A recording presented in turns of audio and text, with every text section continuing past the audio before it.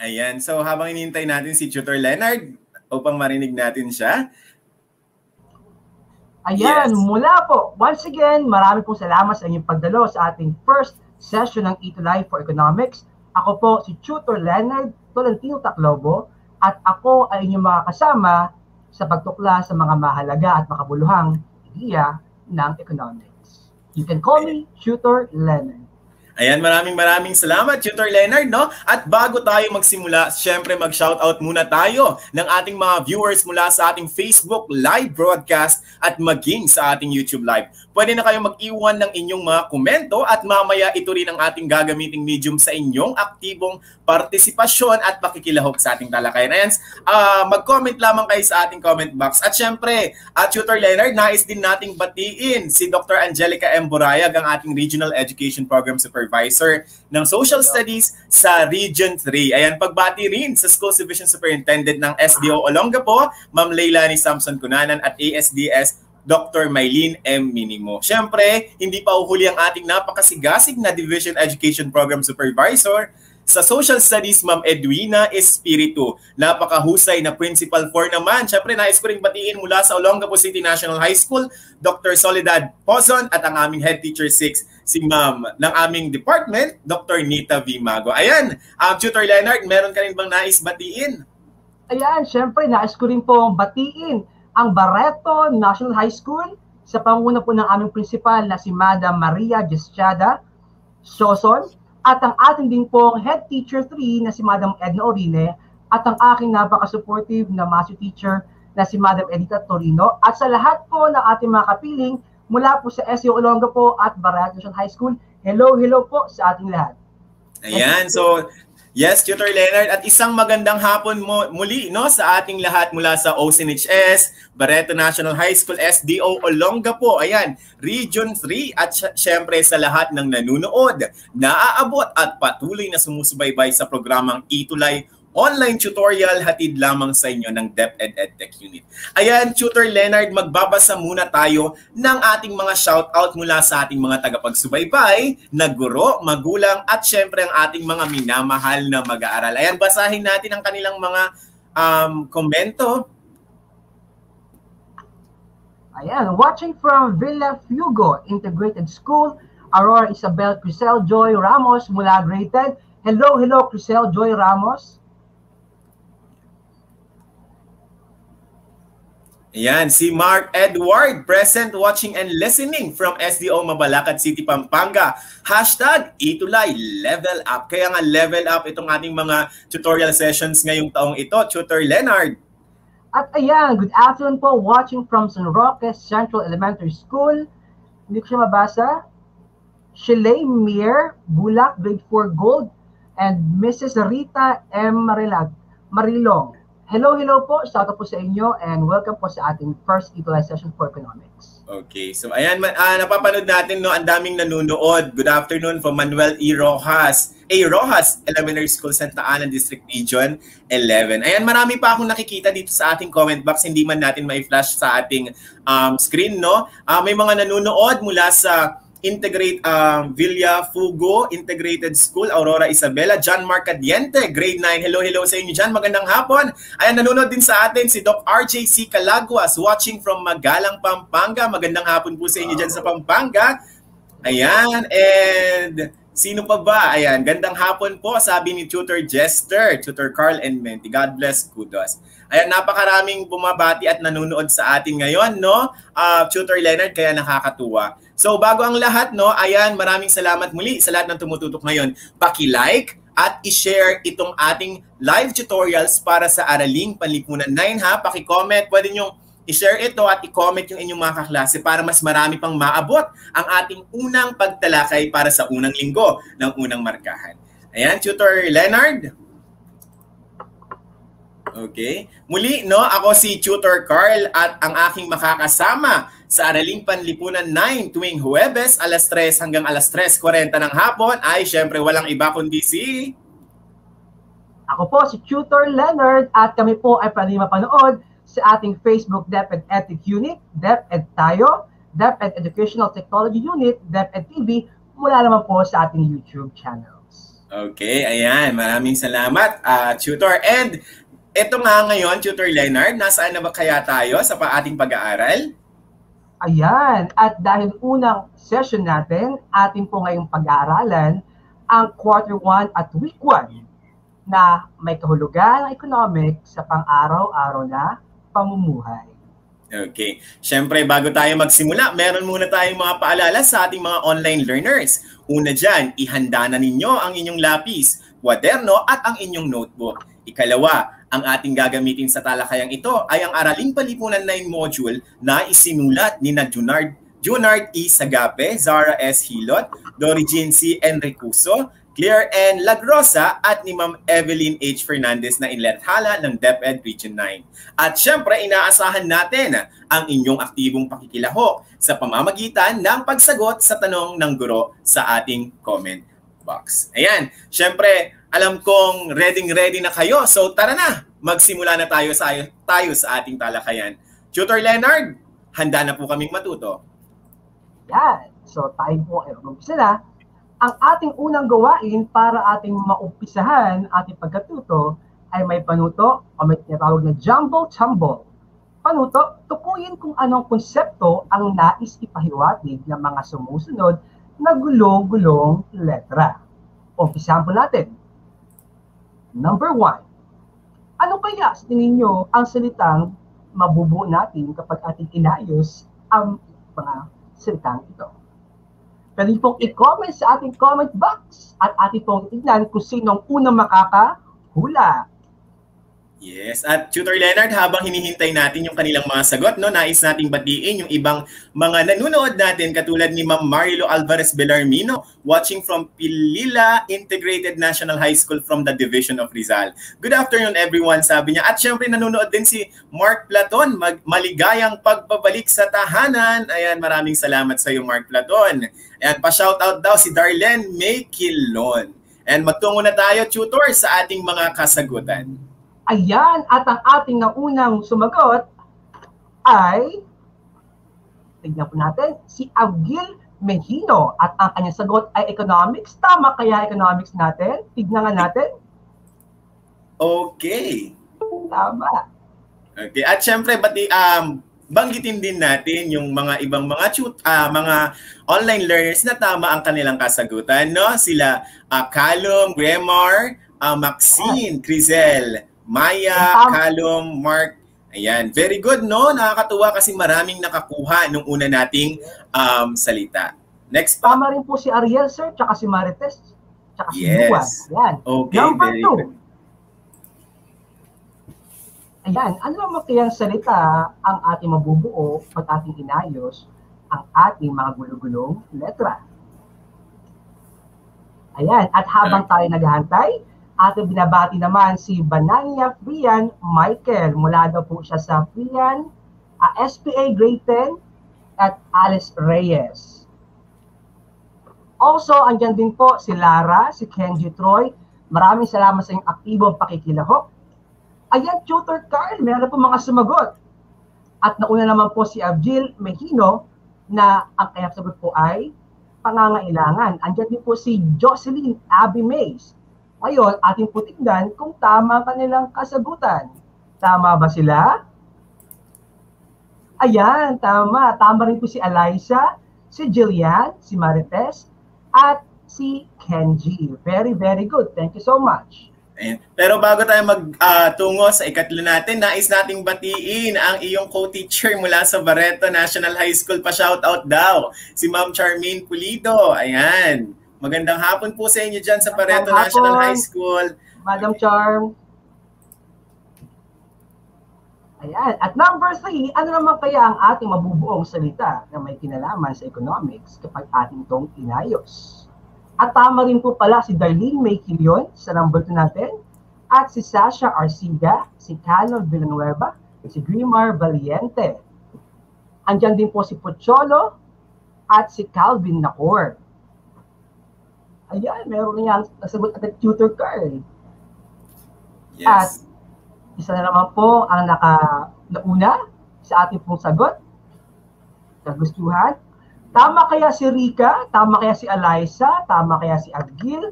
si Jamie, ang sagot nila ay kagustuhan. Tignan po natin. Tama ulit kayo. Let's move forward. Number 4. Ayan. M-O-I-L-A-T-I-D. Ano kayang salita ang mabubuo natin?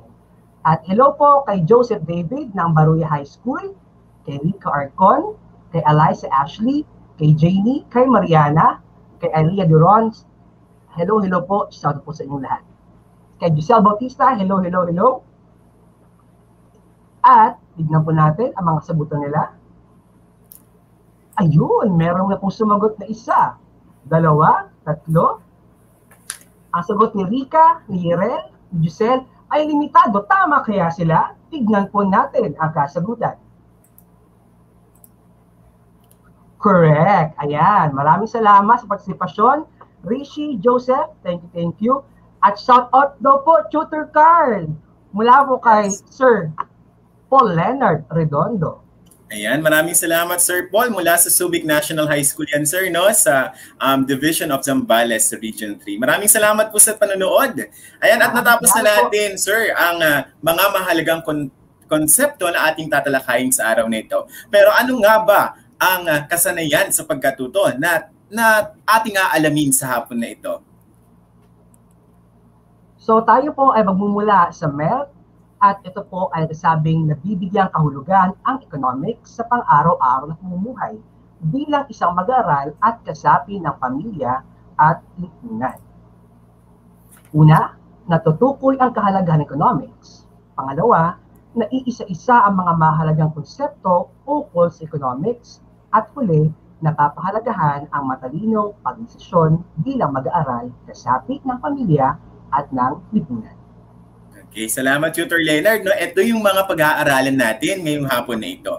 Pero bago tayo dumako sa ating pagtalakay, no, pa-shoutout daw. Watching from Coron, Palawan. Ayan, galing sa Palawan si Sir Romuel Tolentino. Ayan, nanonood din syempre si Erica May Villanueva, 101 SPA. Ayan, nakakatuwa naman at napaka-aktibo ng ating mga mag-aaral. So magpatuloy na tayo sa ating pagtalakay. So ito yung una nating gawain, Tutor Leonard, no? Pinamagatan natin, anong say mo? Ikalawang gawain pala.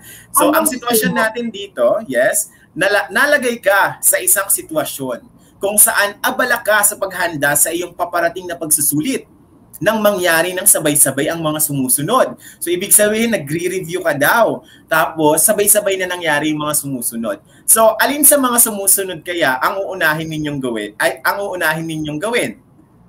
Okay? Sige, habang kayo'y nagko-comment kung ano yung inyong uunahing gawin, no? Shoutout muna tayo. Ayan, sabi ni Ira Brosas, pa-shoutout po. O sige, isi-shoutout ka namin. Hi Ira Brosas. Hello rin, Kenji Troy, watching from Santa Rita, Pampanga. Magandang hapon sa inyo dyan. Ayan. Ano yung uunahin ninyo dito? Pwede na kayong mag-comment.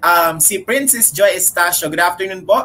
Watching from West Central School, Santa Maria, Pangasinan, Region 1. Advisor, Ma'am Gloria Petrola. Ayan, magandang hapon sa inyo dyan sa Pangasinan.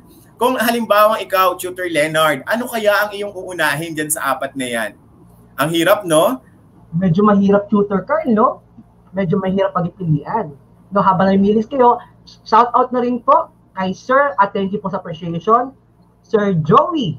Maraming pong salamat. Siguro, yes. Tutor Carl, kung ako feel siguro dyan, yung umiiyak na nakababatang kapatid ang aking unahin. Okay. So, thank you, Tutor Leonard. No, pero ito, merong mga nag-comment na rin. Sabi ni Eliza, Grizel Ariel, pare-pareho lang sila, no?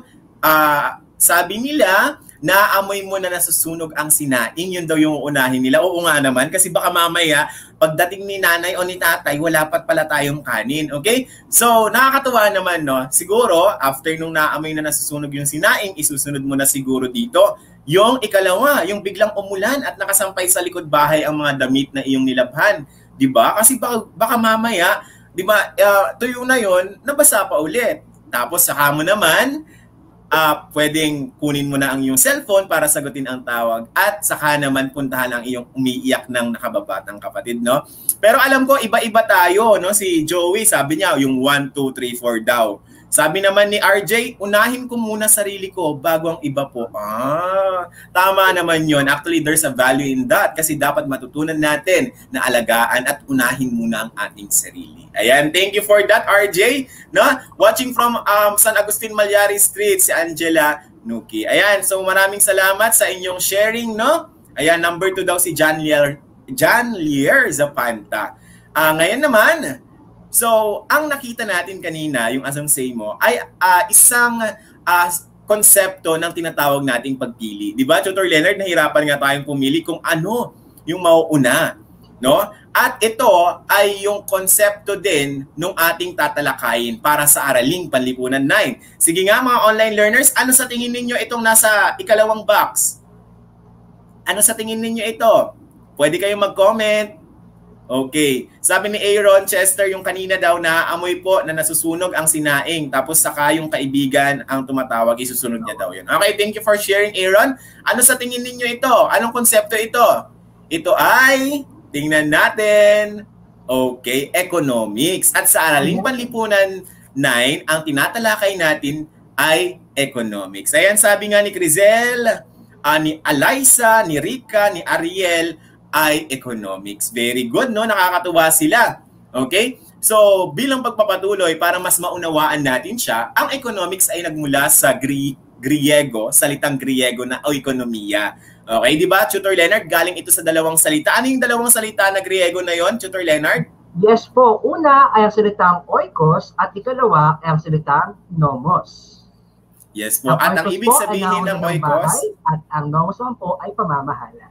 Okay, tama po yun, no? Sabi rin dito ni Mark Platon, ang economics ay maituturing na isang matandang agham panlipunan sapagkat bago pa man dumating ang mga Kastila, ay mayroon ng sistemang pang-ekonomiya at kalakalan. Si Adam Smith ang itinuturing na ama ng lipunan. Ayan, very good, Mark, no?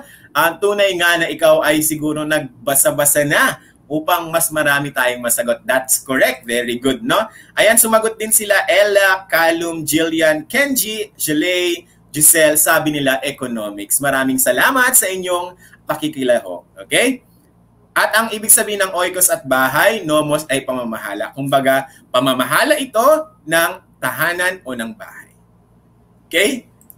Next, ito naman, Tutor Leonard, para mas madali nating maunawaan, ay ang economics ay ang agham panlipunan. When we say agham panlipunan sa English, ito ay social science, no? Na tumutukoy, no, upang matugunan ang mga walang katapusang pangangailangan at kagustuhan ng tao na alam naman nating meron lamang tayong limitadong pinagkukunang yaman. Okay, di ba? Hindi naman dumadami yung mga natural resources natin o yung mga likas na yaman natin, no? Kumukonti na siya, pero yung ating pangangailangan at kagustuhan ay patuloy na dumadami. Diba? Katulad ng ating populasyon. Kapag lumalaki ang ating populasyon, lumalaki ang pangangailangan at kagustuhan. At ano ang sasagot sa problemang ito, Tutor Leonard, kapag walang katapusan yung pangangailangan at kagustuhan ng tao at meron lamang tayong limitadong pinagkukunang yaman, paano ba natin ito masusolusyonan? Ayan. Ano ba ang ating ginagawa kapag limitado? Dapat tayo matutong maging matalino sa pagdesisyon at pagbabudget na ating limitadong pinagkukunang yaman. Yes, very good, Tutor Leonard. Kaya yun naman ang konsepto ng pag-aaralan natin na economics. Ayan, sa buong taon, ito ang ating tatalakayin. So pag sinabi nating agham panlipunan, Tutor Leonard, ano nga ba ang agham panlipunan? Ginagamitan natin ito ng scientificong pamamaraan or scientific process. Ang mga scientific pamamaraan ay tulad ng pagtukoy ng suliranin, pagbibigay ng hypothesis, pagsasagawa ng eksperimento, at ang panghuling gawain ay ang pagbibigay ng konklusyon at rekomendasyon. Okay, tama yun, no, Tutor Leonard. Kumbaga, kapag nagdidesisyon tayo, dumadaan din ito sa scientificong pamamaraan, no, para makagawa tayo ng tamang desisyon. Ayan, meron nag-share dito si Mark Lau. Sabi niya, unlimited needs and wants but resources are scarce. Kaya kailangan ang economics. Very good, Mark. No, tama iyon. Kaya marami na masyado yung needs and wants natin. Konti lang yung resources, scarce daw. Kaya kailangan natin ng economics para matugunan natin yung pangangailangan ng ating taong bayan. Ayan, nanonood din syempre si Alexis Joy, si Adrian, at si Raul Labarejos. Good afternoon everyone. No, dumako na tayo sa susunod. Ayan. So, mula dun sa dalawang problema natin, Tutor Leonard, no, na walang katapusang pangangailangan at kagustuhan kasi nga lumalaki din ang ating populasyon, no? At limitado lamang yung pinagkukunang yaman natin, hindi talaga dumadami yung pinagkukunang yaman kasi pakunti ng pakunti dahil marami nga yung nangangailangan. Ito ngayon ang nagdudulot ng kakapusan o yung sa Ingles, tinatawag natin, ano sa English yung kakapusan, Tutor? Ayan, it's called scarcity. Yes. Okay, so kaya nagkakaroon tayo ng problema ng kakapusan. Okay, so dapat maunawaan natin ito na ang dahilan ng walang katapusang pangailangan at kagustuhan o ng kakapusan ay yung walang katapusang pangailangan at kagustuhan at yung limitado na pinagkukunan natin ng yaman. Ayan, tingnan nga natin, Tutor Leonard, kung naunawaan na ng ating mga online learners ang definisyon o ang kahulugan ng economics. Dumako na tayo sa gawain 2. Ayan, at kung makita natin kung hindi bang nadampot ang mga mahalagang salita at konseptong ito, subukang punan ang mga sumusunod na patlang, pumili ng sagot sa ibaba. So merong 4 dyan na words, subukan yung ilapat kung saan siya nararapat na bilang. Okay? So number 1, tignan natin. Ang blank ay isang blank na nag-aaral kung paano tutugunan ang walang katapusang blank ng tao sa kabila ng limitadong blank. Number 1, let's check it. Pwede na po natin i-comment sa ating comment box sa ating mga sagot at mamaya po ay atin pong i-check kung tama ang inyong mga kasagutan. Ayan, lagyan nyo ng numero ha, number 1, tapos yung kasagutan ninyo para mas madali nating makita, no? Pero bago ang lahat, habang hinihintay natin, Tutor Leonard, batiin natin si Kyla Giano Publico. Good afternoon po mga sir, magandang hapon din sa iyo. Kyla, watching here at Davao del Sur, si Lawrence Escalante. Magandang hapon din po sa inyo dyan. At tingnan na natin ang kanilang mga kasagutan, Tutor Leonard. Ayan, ang sabi tutor ni Shakira, ni Mark, ni Rika, ni Rishi, ang kailang guess ay economics. Tama kaya ang economics? Tingnan natin. Ayan, correct. Ang economics ay isang blank. Number 2, ano kaya ang ating kasagutan? At habang nagantay tayo, shout out sa mga tamang sagot din ni Jonathan, ni Manuel, ni Mark Edward, ni Madam Edna Orine. Hello, Madam Edna. Shout out po sa aming head teacher ng Barato High School. Hello, hello po. Okay, so anong kasagutan nila? So number 1, economics. Yung number 2 daw, Tutor Leonard, ano po yung kanilang kasagutan? Ang sabi tutor ni Giselle, ito raw ay agham panlipunan. Gaya din po ng sagot ni Ramar at ng iba pa. Ngayon, i-check po natin. Tutor Carl, tama ba ang kanilang kasagutan? Si number 2? Okay. Correct. So, ang economics ay isang agham panlipunan na nag-aaral kung paano tutugunan ang walang katapusang. Number 3, ano kaya ang ating kasagutan? Shout out din po kay Crisel, kay Ella, kay Ariel, kay Sasha, sa kanilang mga tamang kasagutan sa number 2. Hi din po, Ma'am Presi, hello po. Thank you po for watching. Yan, number 3 daw po, ang sasagutan ni Lawrence, pangangailangan daw. Sabi ni Maya, pangangailangan daw ni Eliza. Tingnan natin, Tutor Leonard, ha? Ayan, tama, pangangailangan. Tutor, tama rin po si Manuel, si Rain Baluit Medina, si Crisel, si Christine Navidad, at si Mariana. So tama. At ang huling bilang natin, pangangailangan ng tao sa kabila ng limitadong blank. Ano kaya ang ating kasagutan? Shoutout din po kay Angel, Nuki, kay Aaron Chester, at kay Mark Edward. Tama po ang kanilang mga kasagutan. Ayan, masukat na tutor card. Ang sabi po ni Maya, ni Grimar, ni Ara, ni Daniel, ay pinagkukunang yaman. Tama kaya sila tutor card? Tingnan natin, tutor. Ayan, correct. Maraming salamat po sa iyong pakikilahok. Hello po kay tutor ay kay Sir Mark Lau. Tutor, shout out naman sa aking paboritong guro na si Miss Reynalyn Podaca from Leserio Antipolo Corda Senior National High School. Thank you po, cheers. Thank you so much, sir, for watching at shout po kay Madam. Ayan, magandang hapon, Ma'am Reynalyn Padaka. Yes. And ayun nga, no, balikan natin ang ating definition. So alam na natin ngayon yung definition ng economics na ito ay isang agham panlipunan na nag-aaral kung paano tutugunan ang walang katapusang pangangailangan ng tao sa kabila naman ng limitadong pinagkukunan yaman. So alam na natin kung ano ang kahulugan ng economics ngayon. Napakahusay ninyo mga online learners, palakpakan ninyo ang inyong mga sarili. Ayan. Ngayon naman ay dumako na tayo dito. Okay? Sa desisyon ng pamayanan. Ano bang nangyayari ngayon dito, Tutor Leonard? Bakit kailangan ng desisyon ng pamayanan? Ayan, dahil hindi naman unlimited ang ating pinagkukunang yaman at may kakapusan, dapat maging matalino ang ating pamayanan sa kung paano gagamitin ang ating limitadong resources. At dahil dyan, kailangan sagutin ng pamayanan ang 4 na katanungan. Number 1, Tutor, tignan po natin. Ang unang katanungan, ano ang dapat gawin?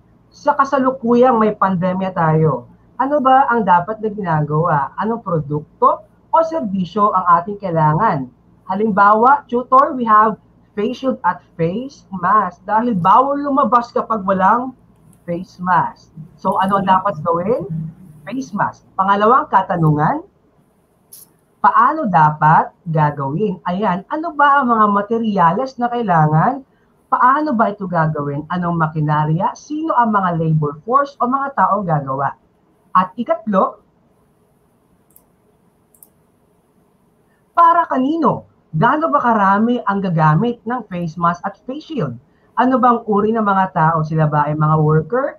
Sila ba ay mga mag-aaral? O kung ano man. So, ang ikatlo ay para kanino? At ang huli, Tutor, gaano karami?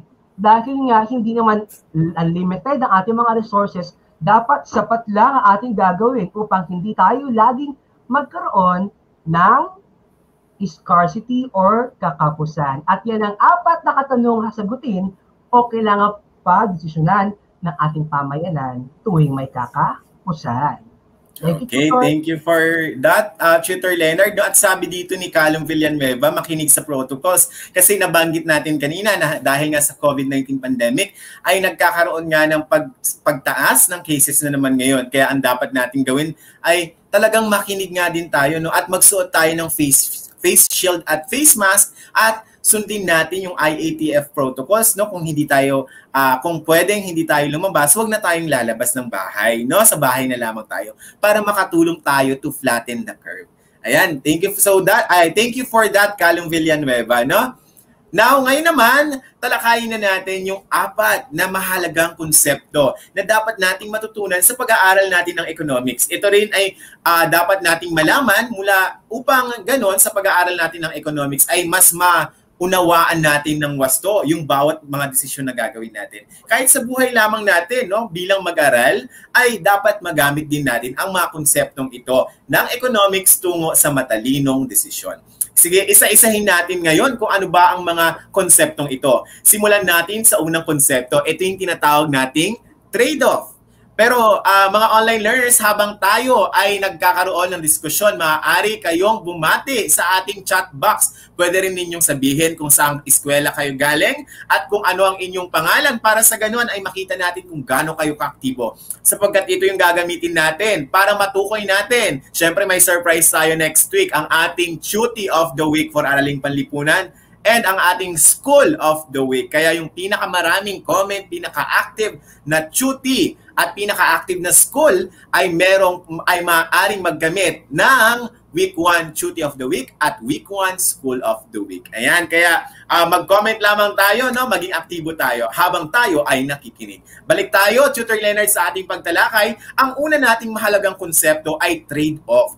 Tutor Leonard, ano kaya itong trade-off? Sabi dito, ito ay ang pagpili o pagsasakripisyo ng isang bagay kapalit ng ibang bagay. No? Mahalaga ito dahil sa pagpipilian ng mas mainam na pasya. Di ba, Tutor Leonard, napakahirap talagang pumili. Tama? Di ba minsan, halimbawa, mamili tayo, pupunta tayo ng isang store. Pipili tayo kung ito ba o ito ba. Okay? So, ito yung una nating konsepto sa economics. So, yung pagpili natin o pagsasakripisyo natin ng isang bagay kapalit ng ibang bagay, ito yung tinatawag nating trade-off. Kasi hindi natin pwedeng piliin lang yung dalawa. Dahil nga sabi natin, may kakapusan. Kaya dapat ang pipiliin lamang natin yung best para sa atin. O magbigay tayo ng halimbawa. No, halimbawa, ikaw ay nag-aaral. Okay? At dalawa yung pagpipilian mo sa oras na ito. Maaari kang mag-aral o maaari kang maglaro ng ML. So kung halimbawa na ang pinili mo ay mag-aral, ibig sabihin, itinrade mo yung paglalaro ng ML at pinili mo mas mainam yung iyong pasya o desisyon na mag-aral na lamang. So nagkaroon ka ng trade-off. Okay? Isa lamang ang dapat nating piliin at dapat matutunan natin yan sa ating buhay, no?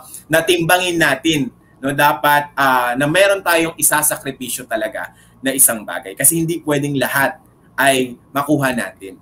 Okay? At kapag nag-decision tayo, syempre dapat mainam yung ating pasya. At yung ikalawa, syempre Tutor Leonard, yung opportunity cost, no? Mga online learners.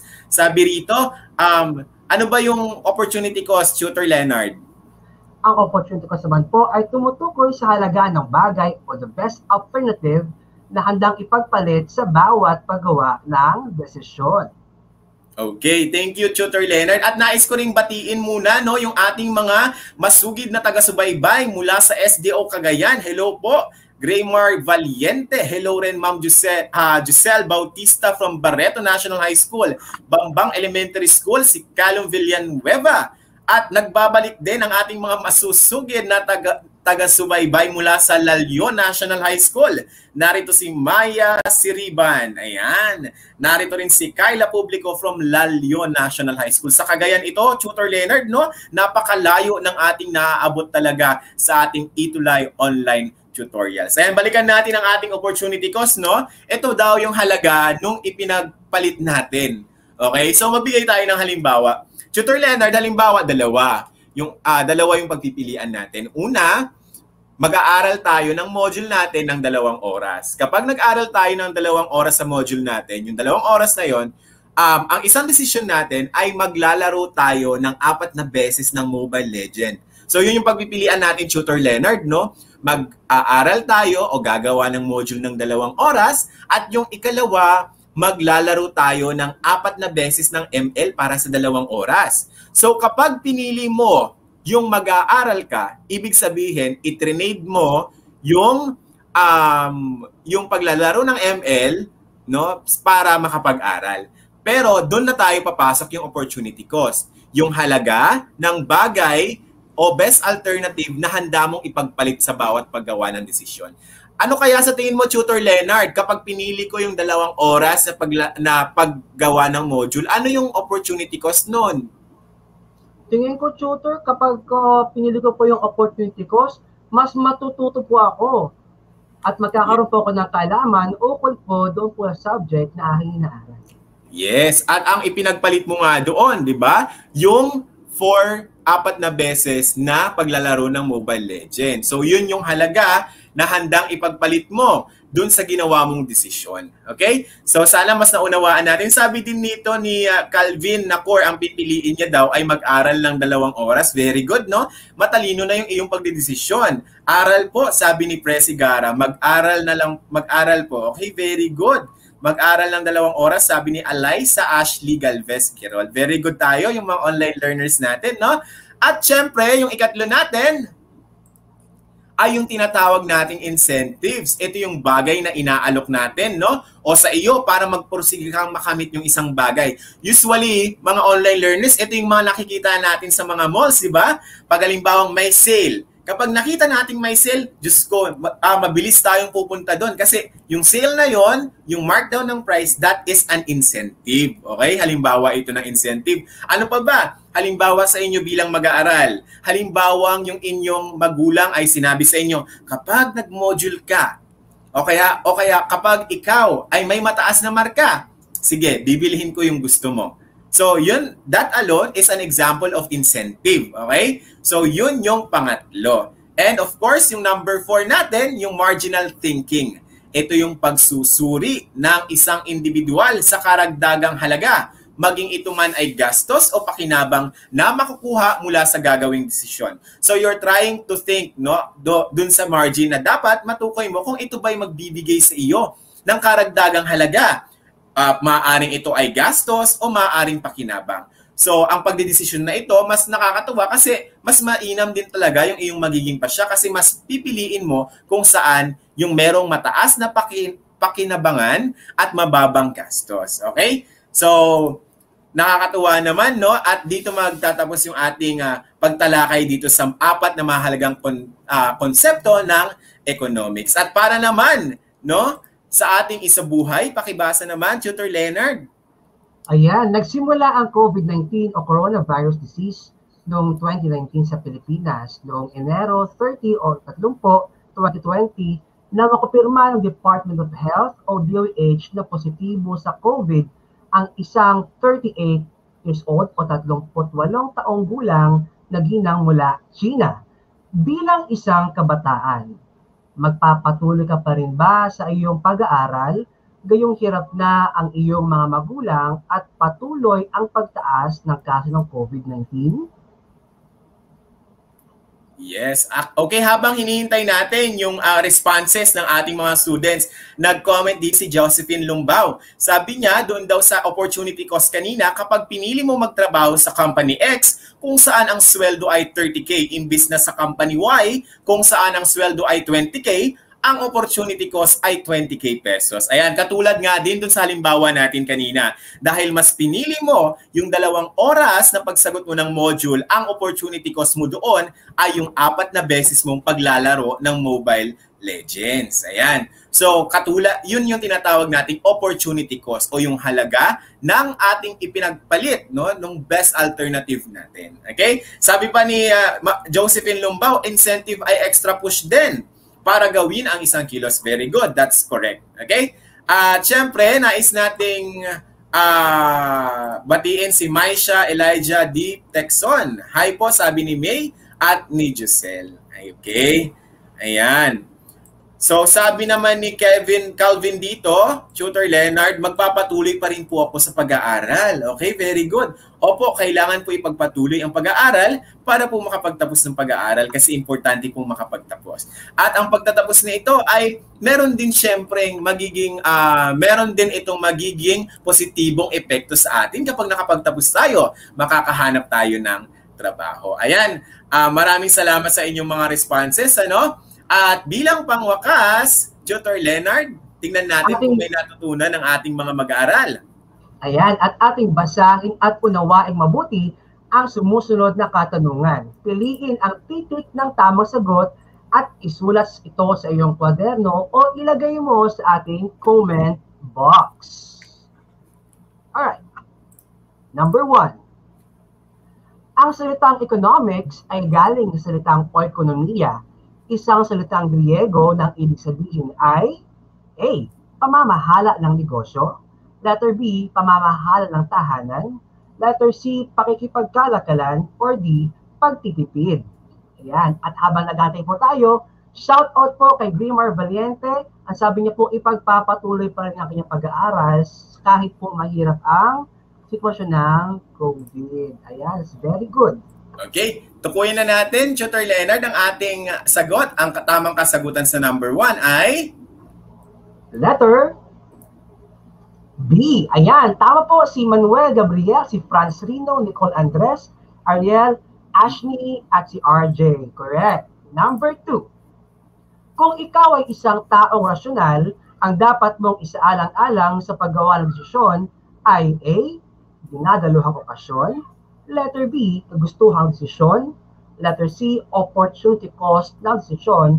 Or D, tradisyon ng pamilya. Ayan, Tutor Carl, tama rin po si Daniel, si Sasha kanina, si Vivian, at si Mark Edward. Yes, tingnan naman natin ngayon, Tutor Leonard, kung ano ang tamang kasagutan para sa number 2. Ang tamang kasagutan ay... Letter D. Letter B, pamamahala ng... Asa po tayo? Number 2 po tayo, no? Ayan, letter... Ayan, number 2 pa lang tayo. Ang tamang sagot nito ay... Letter... Ang dapat pong sagot ay letter or opportunity cost ng desisyon. Ayan, kung simple ang inyong sagot, tama po kayo. Next, number 3. Number 3, tignan po natin. Nalito na yun. Ayan, mahirap to. Mahirap to. Wala kasi yung kasagutan. Ayan, at live po kasi tayo, no? Number 3, may tatlong pangunahing katanungang sinasagot ang economics. Alin ang hindi kasama? A, ano ang mga produkto gagawin? B, paano ito gagawin? C, para kanino ito gagawin? At letter D, paano ito titipirin? Ayan, tutor na siya, no? Yes, ang tamang sagot, tutor, ay ang hirap. Letter D. Ayan, number 4. Number 4, bilang agham panlipunan, gumagamit ng siyentipikong paraan sa pag-aaral ng economics. Ibig sabihin nito ay A, tinatanggap ang mga haka-haka lamang sa paggawa ng desisyon. Letter B, naglilikom at nagsusuri ng mga datos o impormasyon upang makapagbigay ng lapat o angkop na konklusyon. Letter C, sapat na pansariling opinyon upang makabuo ng konklusyon. Or letter D, ang sasabihin lamang ng mga supplier ang tama. Tutor Carl, ano kaya tamang sagot sa number 4? Letter B. Correct. Letter B. Tama po si Samantha, si Shakira, si Kyla, si Nicole. Correct. Number 5 na po tayo. Number 5 po, si Coco ay nais bumili ng bagong sapatos ngunit wala siyang perang pambili. P, nangakuan siya ng kanyang kuya na bibilin ang gusto niyang kapag tumaas ang kanyang mga nakuhang marka sa susunod na markahan. Anong konsepto ng economics ito? A, trade-off. Letter B, opportunity cost. Letter C, incentive. Or letter D, marginal thinking. Ang tamang sagot dito, Tutor Leonard, ay letter C. Ayan, very good. Ang ating mga online learners, may mga nakita akong letter C ang kasagutan. Ayan. Sige, i-comment ninyo kung ilang puntos ang inyong nakuha mula sa 5/5 natin na tayahin natin, no? I-comment nyo sa ating comment box para makita namin ni Tutor Leonard, no? At syempre, bilang pangwakas, no, hashtag mo, natutunan mo. So, nais namin na gumawa kayo ng inyong sariling hashtag ayon sa natutunan ninyo ngayong araw. Isulat ito sa bond paper o anumang papel. Ilagay din ninyo ang inyong pangalan at eskwelahan kasi kayo ay mafe-feature sa susunod na linggo. I-send lamang ito sa aming page, no? I-search nyo lamang sa Facebook at Tutor Carl, tapos ay i-like nyo yung page, tapos doon nyo i-send yung inyong hashtag. So, isusulat ito sa bond paper at ilagay yung pangalan ng school at pangalan ninyo kasi ma-feature kayo sa susunod nating pagkikita. Dahil iha-hashtag ninyo kung ano yung learnings ninyo. Ayan. So, abangan din natin, sabi ko nga, next week sa ating ikalawang linggo ay ipapalabas na namin kung sino ba ang naging week 1 Tutor of the Week at week 1 School of the Week. At ang ating featured hashtag of the week. So abangan natin to Tutor Leonard, no, kung sino kaya sa kanila ang magkakamit ng mga karangalang ito para sa unang linggo, no? Sasabihin natin yan next week. At muli po, ayan, narito ang inyong mga bago na Araling Panlipunan tutors para sa Araling Panlipunan Itulay Online Tutorial. At ako nga po, si Tutor Carl, ang program head ng Araling Panlipunan Junior High School. Of course, at narito, muli, ako si Tutor Carl, ang inyong apantastic tutor mula sa Olonga po na nagsasabing Learning AP is apantastic at apanalo at... Ako po ang inyong Tutor Leonard mula pa rin po sa SD Olonga po, ang inyong mga kasama sa mga mahalagang pagtuklas sa economics. At kami po ay inyong mapapanood tuwing Huwebes, alas 3 hanggang alas 3:40 ng hapon sa DepEd Tech Unit, DepEd Tayo, DepEd Educational, TechEd Unit at DepEd TV sa ating pong YouTube channels. Ayan, thank you po. And of course, maraming salamat para sa anumang komento, suhestyon, mag-email sa edtech@deped.gov.ph. At Tutor Leonard, sino na ang kanilang aabangan? At wag muna kayong aalis for our grade 10 naman, abangan ng ating Araling Panlipunan 10 sa pangunguna ni Tutor Edwin at ni Tutor Leia. Maraming salamat sa inyong lahat. Thank you.